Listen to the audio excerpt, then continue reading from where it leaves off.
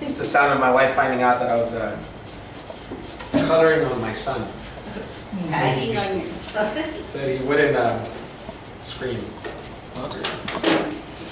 All right, guys. So today we're gonna take a look at this last part of a series called "Us and God," where we discussed 3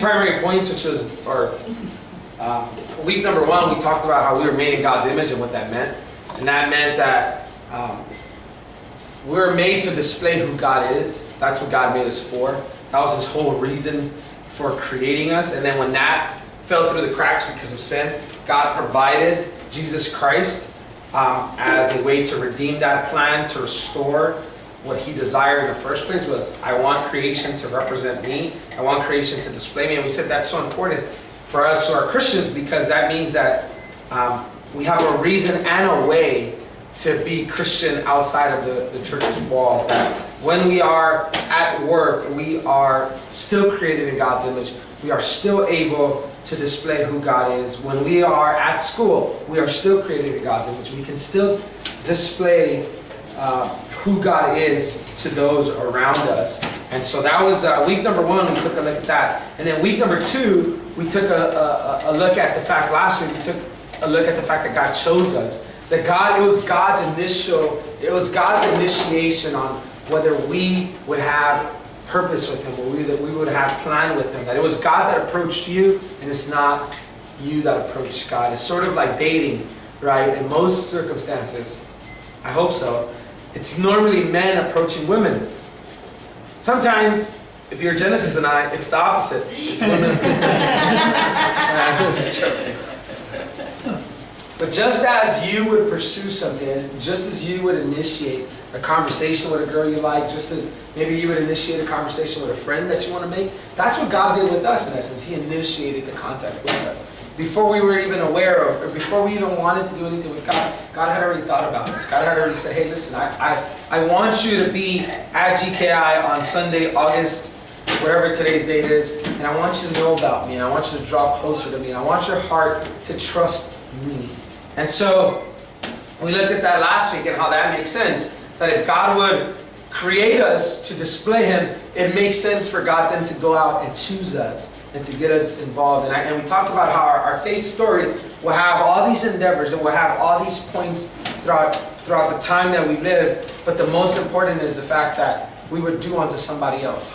That there is no Christianity unless you're thinking about your neighbor. There is no Christianity unless you're doing for those who can't do for themselves. I said that there's a pointless faith. The faith that doesn't have actions that care for thy neighbor is pointless. It doesn't make sense.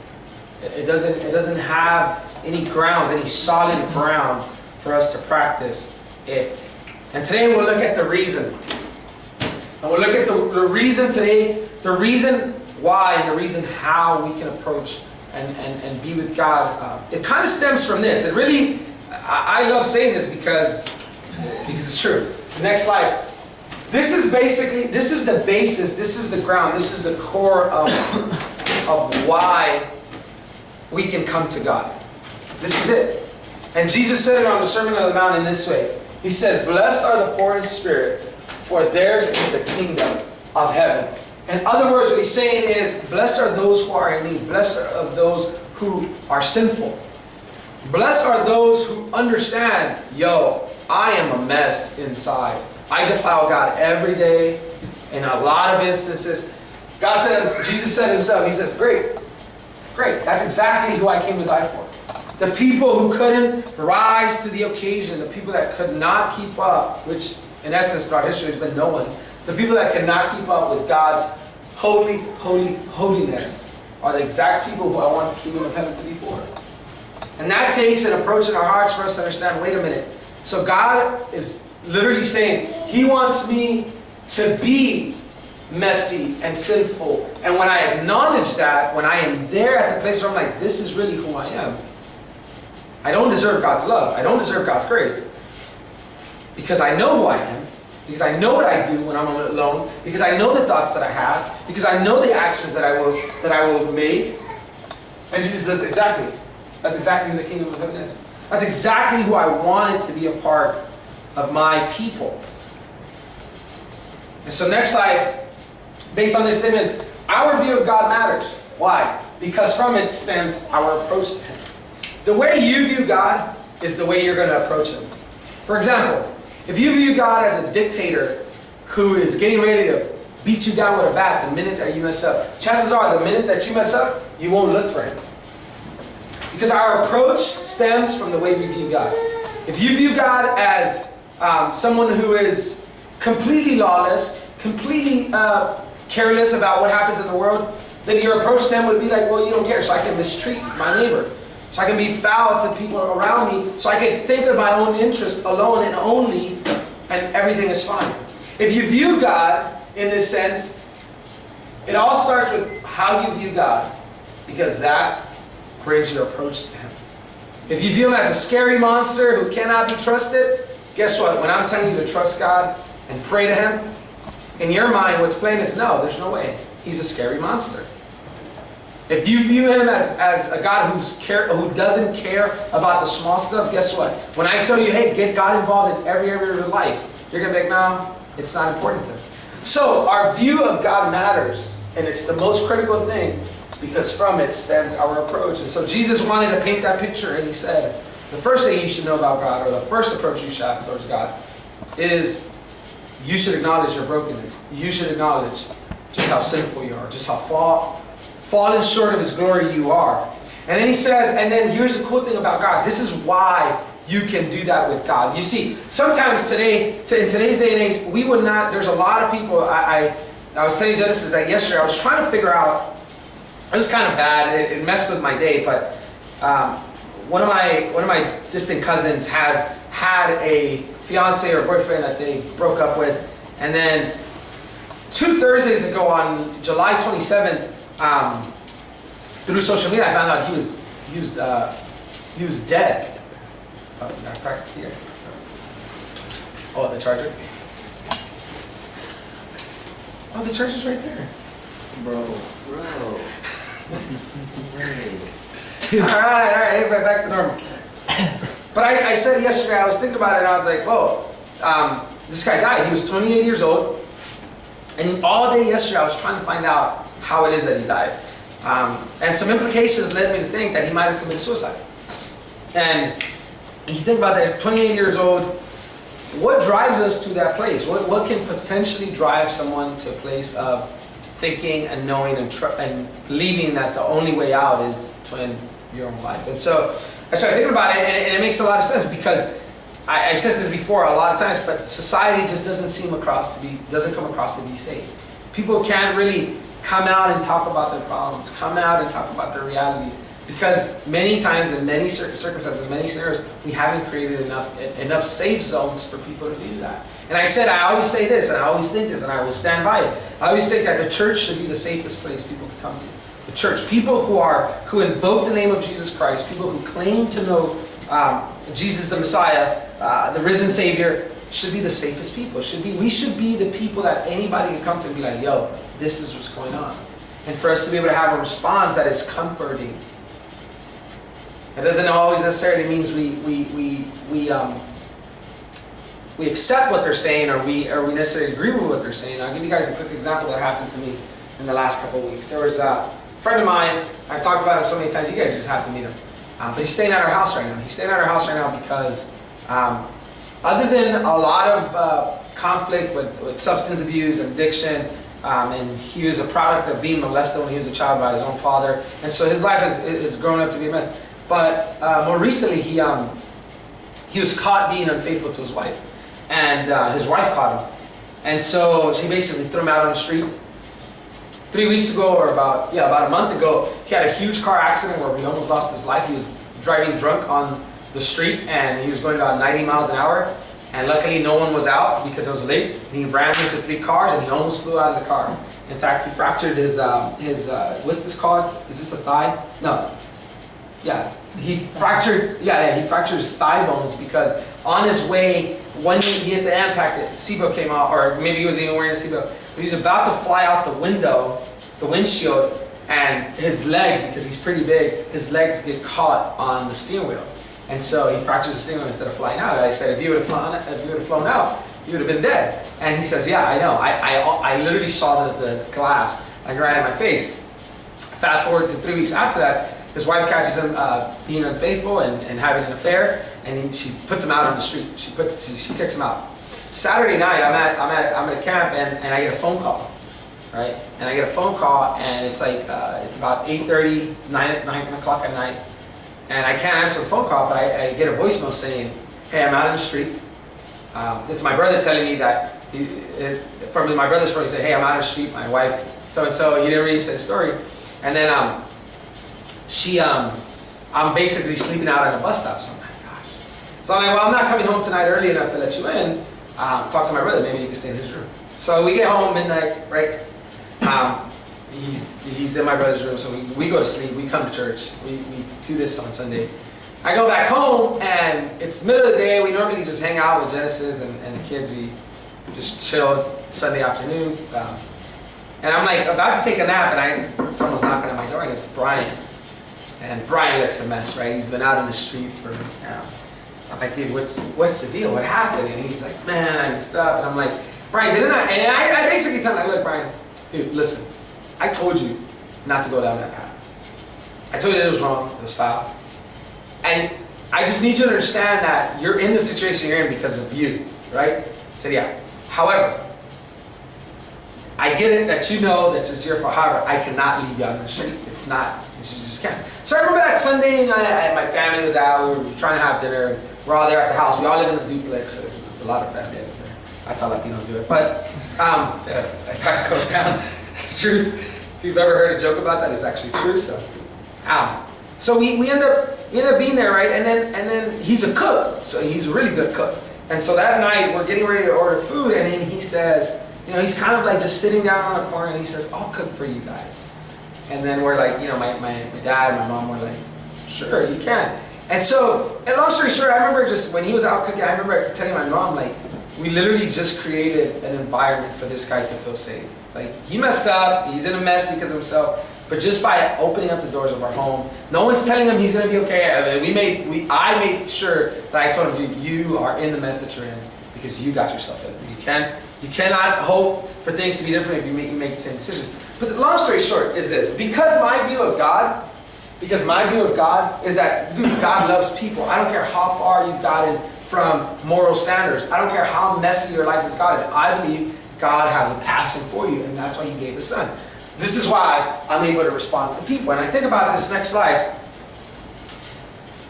and I think about not just someone like, okay, Brian's like extreme measures, right? Like drugs, alcohol, cheating on his wife. But what about me? I always think about that, like, right? It's so easy, especially when you see people around you doing some pretty bad stuff. It's so easy to morph into this attitude that says, I'm not that bad. That's bad. I'm not that. And it's so easy to fall into a status or a style of a mindset that says, yeah, I need God, but not that much. Yeah, you know what? I get it. Jesus died, but there's some things about me that he didn't really need to die for. And you think about that, that's a lot of people's approach. Specifically, here's a danger. Here's a temptation. The danger is that falling into that mindset that says, I need God, but not that really. I get it, the whole Jesus thing, but I wasn't that bad. The group of people that suffer the biggest part in that temptation is church people. It's us. It's us because normally I'll be honest, like, it's so funny, last night we get home, and we got home, and Brian was, he's working, so he catches the bus home, which is home right now for him, is my house. And, we dropped off Josh, we came back from having dinner, and then we're like heading home. It's like 11:30, and he's getting home too. He's walking from the bus stop, and I see him, and I stop the car, I'm like, what's up, dude? You getting home? He's like, yeah. He's just walking home, so I like drive my car next to him, and he says, how was church tonight? Because he thought we were going to church. We were like, oh, we went to this, it was kind of like an open mic, or a couple of people came out saying, and he goes like, and he says something to me that, I'm telling you, it could get to my head. And he said, man, he said, man, I've been around a lot of Christians, but you guys come the closest to the actual word. And I said, I just laughed and I said, oh, we're not that good. But it came to my mind and I said, yeah, it's so easy to fall into that. It's so easy to grab that and buy it at face value and be like, yeah, Brian thinks I'm like the best of Christians. Yeah, I have the right to be a pastor. Or fall into this very high-hearted or egocentric attitude. And I'm always reminded, for some odd reason, by my own flaws, I'm always reminded, like, dude, you're not that hot. You're not that good. And to which my response is, yeah, I'm really not. If I'm honest, I'm really not that good. I'm good by God's grace, but I'm not that good. I still need, and this is why I brought up this verse, I still need that strength that comes from God, because at the end of the day, I am but human. He gives power to the faint. And I love it, because I'm like, yeah, I want to be faint. I want to be faint. And to him who has no might, yes, God, I am so weak on my own. Here's why. Because he is the one that increases the strength. So when you adopt this view of God that says, God, I am but flesh, and I am but dust. Like, I'm literally, you could like wipe me out like that if you wanted to. Because number one, I'm only here because I was created by you. Number two. ESL guys, I tell you, English is my second language for sure. Number two, I'm only here because you chose me, because you initiated contact with me. So the way that I view my Christianity, it's never, oh, I'm doing something right. It's never that. It's always, God, I'm so humbled that you would even want anything to do with me. Because I can get messy in a heartbeat. I get messy just like that. And you know what? And I see messiness around me, and I don't think I'm better than any of it. I'm just a different type of messy. I'm a more controlled messy, but it's still messy. And stuff like this comforts me. And it makes me feel safe. It makes me feel like, yeah, I don't have to fake who I am. But I also don't have to rely on my own strength to be transformed. Because it's him that gives might to those who are weak. It's him that gives power to those. And so here's the next slide. Here's my next statement. If you want to know what God is like, you must look at what Jesus said and did. The only reason why your pastor right now is talking about God in this sense is because Jesus said it over and over again. He says, if you see me, you've seen the Father. If you know me, you know the Father. No one makes those claims about themselves unless you're completely sure of what you're talking about. No one comes across and makes a claim that if you've seen me, you've seen the Father, unless you're completely sure that's the case. And so, hence the statement. If you want to know what God is like, you want to know this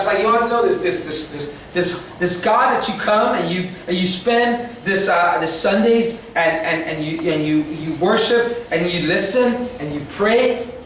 You want to know what he's like? Then you must look at what Jesus said and did. And for us, lucky for us, fortunate for us, we have 4 Gospels, 4 different people recording Jesus' events. We have all that we need to understand what God is like, who God is. Number one, that would lead you to then understand, okay, you were created to be like that. God is kind. You should be too. God is patient. You should be too. God overlooks evil and forgives. You should too. And so should I. But this cannot stem unless our approach to God is a humble one. Unless our heart towards God is, God, I don't deserve any of this. God, I deserve to be in the pits of darkness forever, for eternity. That's what I've earned. That's what I came into. God, there's absolutely no reason why you should pay me any attention. There's no reason why. Yet, you claim to have this passion for me that drove you to giving up your son Jesus on a cross. I have no right. I have no right. Yet, you love me. Yet, you have passion for me. Yet, you adore me. I think that the key to holy living is understanding there's no way I deserve any of this. There's no way I should be covered by the blood of the Lamb. There's no way. Why? What did I do to earn that? Nothing. And yet, he initiated that. He pursued me. He wants me. And he divinely planned for me. I think that is the most powerful stance you can have towards God. Is understanding there's no way I earn this, but I'll gladly acknowledge and accept everything He sends my way. And so I have just a few pointers. You think about Jesus, okay, what was He like? First of all, in the choosing of the 12, you think about the people that He chose. If you want to start a military movement, you have to choose some people that have military background. If you want to start a development movement, a city development movement, you better have yourself some people who are experienced with contracting, some electricians, some general builders. If you would like to start a car dealership, you have to hire some salesmen, some people with experience, and so on and so forth. You want to open up a restaurant, you have to hire some people with experience at a restaurant, some cooks, maybe a chef, correct? Jesus started the movement that was going to change the world, the movement of redemption. And He chooses messy people. People was like, what do you mean you're choosing a guy who can't contain himself like Peter, who's always yelling out of place, who's always wanting to fight, throw a punch first. And I remember when He took out the sword, He chops off this guy's ear. You think about that and you're like, really, that's your disciple? You came to preach love and peace, but a dude that has a sword and will chop somebody's ear off? And Jesus says, yeah, because I can transform him. Because I have the power to change people like that. God, really, you're going to choose people who are like jacked up in the head? Yeah, because I have the power to love them so deeply that their hearts change and they'll get it and they'll change. So you think about Jesus, He always chooses unqualified. I think about myself, I'm like, dude, I wasn't the best of kids. I was actually pretty annoying. Still am, according to my wife. Don't tell her I said that. But I wasn't the sharpest. I wasn't the tallest. I wasn't the most handsome. I'm handsome, but not the most handsome. And yet God, for whatever reason, wanted me to be a part of this big picture plan that He has going on. And you see my part, I don't see it as like, oh, it's the most important thing. However, I do think it's important. For me to be able to be a bridge to people like Brian who are just, it's like, dude, really? Again? What are you doing? Type of thing. Yeah, that's important. That's really important. The fact that Jerez and I talked about it yesterday on our way home, we were like, how is it that we get to be so lucky to be in the midst of a whole different culture, pastoring, teaching every Sundays, in a city that is far from home. You see, I don't come up with that kind of stuff. I can't do that kind of stuff. I can't orchestrate that on my own. 5 years ago, I couldn't plan that to be part of my life. I would have planned something completely different, something completely more familiar. And yet God decided, I'm going to stretch you, dude. I'm going to stretch you. The choosing of the 12, you think that about God. You think that about Jesus. The healing of the centurion's daughter. Why I mentioned this. You see this in Matthew chapter 8. But why the centurion's daughter? Why would I put this out there? Dude, these guys, a centurion was a Roman lead guard, basically. And you think about that, it's like, wait, the Romans are the ones oppressing the Jews.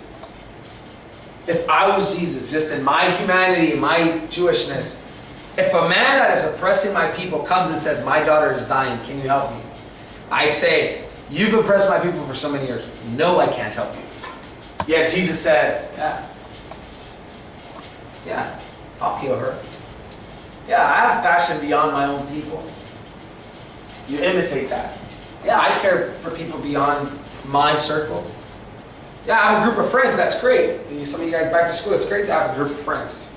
But is that all you care about? Or could you see a stranger in need and really think, like, I could actually do something? You see a woman maybe being robbed, or maybe we won't see that here in the States as much. Maybe you will, it depends on where you go. Coming by my house, you'll see some stuff like that. But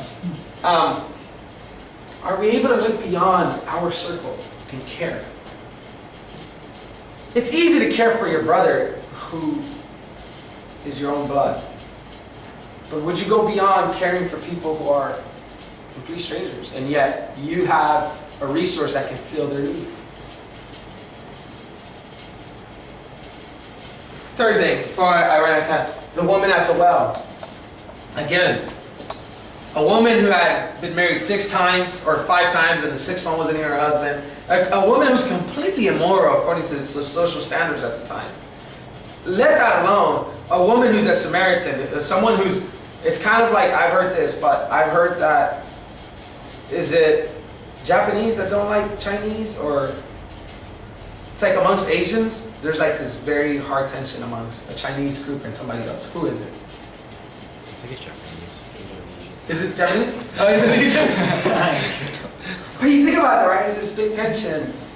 Jesus is in a stance where he's like, he's in charge. He's all right. And here's this woman who's outcast, who's in the middle of the day drawing water from a well, which means she couldn't draw well. She couldn't draw water with the rest of the town's women for whatever reason, right? Maybe they didn't like her. Maybe they talked bad about her. They talked down on her. Oh, this, yeah, fill in the blank. You've been married 5 times. You sleep around. This, fill in the blank. Fill in the blank in your mind. Don't say it out loud. And yet Jesus says, I have a plan with you. I want you, for whatever reason, I just want you to be a witness of mine. The story of the prodigal son. This is how we get to know who God is, what God is like. This is where we get all this from. How do I know God is kind and patient? The story of the prodigal son. The dude basically tells his dad, hey, I wish you were dead so I could get my money. Dad says, you ain't got to wait till I die. Here's your money. Here's your inheritance. Go ahead. Run it yourself. He leaves. He wastes it all. And then one day when he's eating with pigs, he says, man, there's people in my dad's house who are employed by him who are living a lot better than I am. So he decides and he says, you know what? Let me go. This humble approach. Let me just go and beg him to just hire me as an employee. And you think about that, you're like, the dad had every right to be like, okay. Here, I'm going to be Mr. Nice Guy. I'm going to hire you. You'll be in charge of feeding our flock. And yet, because love and God aren't proud and they're not arrogant, he comes and he runs out while his son stood at a distance. He hugs him and he embraces him. You think about it, it's like, God, is this what you're like? When I think about those things, I think, who would say no to God? I mean, where is it? Where is the loophole? Where is it? Where is the loophole? I talked to my brother about this week.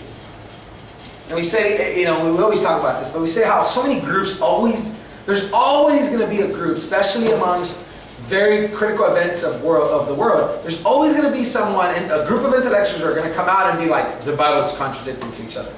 And I said to him, okay, listen, I'm not there yet. I'm not fully a biblical scholar. However, I know enough to say, you know what? I don't think there's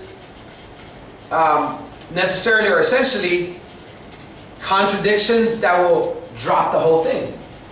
I said, I think that in the midst of 40 different writers throughout a span of 4,000 or 5,000 years, and then by the time that we get our translations, so many people have touched it, there could be some things that, you know what, we're missing the point. There might be some things that were tampered and messed with. However, how can that discredit the creation that God made? How does that discredit His plan of redemption for people? How does that do it? I said, what is so evil, or what is so bad for those who reject Christianity? What is so bad about a God saying, love one another, be kind to one another? And not only just saying it, but leading by example. What is so bad about that? Who rejects that? Who rejects that? Who in their right mind doesn't want to be treated with kindness even when they have their margin of error? Who in their right mind doesn't? Who in their right mind, if they've done something that cannot be rewinded, wouldn't want to be forgiven? Who in their right mind wouldn't? Yet the prodigal story tells us, the prodigal son story tells us about this creator, this God. And lastly, my favorite, the crucifixion. There's no way we don't get to see a picture, clear picture of God's passion for us in the crucifixion. There's no way. There's no way. This is why I am such an advocate. This is why I'm such an advocate of we have to see people. I understand there's tradition, I understand that there's law, I understand all that, but we have to see people. We have to see people. And the crucifixion taught us that. There's no way we should ever think of God as something or someone who is complicated and not interesting. There's no way. Not if you pay attention, not if you look in and take a moment to reflect on who God is. There's no way you conclude, yeah, I don't want to be a part of that. There's no way. I understand. I think that nowadays, we lose a lot of interest in, people lose a lot of interest in God, not necessarily because of God, but because of those who claim to be representatives of it. And this is why I'm a huge advocate. I say, if you learn anything from me as a pastor, is that we have an obligation, a duty, a call from God Almighty to represent Him well. Jesus said it this way, you love God, you gotta love people. How do you demonstrate your love and passion for God?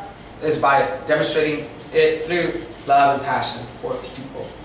This is it. This is where it all sums up. And then my friend Paul put it this way when he was talking to a young leader named Timothy. He put it this way. He said, the aim of our charge, the reason for our charge is love that issues from a pure heart and a good conscience and a sincere faith. You can have a pure heart if you have a proper stance towards God, which says, God, I don't deserve it. I deserve wrath. I deserve death. I'm not better than him. I'm not better than her. You can have a pure heart. A heart that reflects a stance before God that says, God, there's absolutely no way I could have earned it myself. You can have a good conscience by understanding that all that is detrimental to society starts through a decision of sin. You think about my friend Brian. You think about that and you think, infidelity. Why would God say not to be unfaithful? Well, he has 2 kids. Imagine 2 boys growing up without a father. Imagine a wife who feels betrayed and how she has to deal with that emotionally and psychologically throughout her life. You think about it, it wasn't just an act of infidelity, it was an act that really hurts our society, it hurts our world. If you understand sin to be in that sense, you really start considering like, yo, what am I doing? And God, if I don't have the power or the strength to overcome this on my own, I need you to get in. I need you to be involved, and I need you to help me. And God can do that. The good conscience and a sincere faith. You can have a sincere faith if you understand who your God is and what He's really like. Because if not, your faith could be shaky. The minute that someone uncovers something that you thought about God that isn't true, your faith is shaky. You're believing in a God that isn't. You're believing in a God that wasn't. And that can't be good.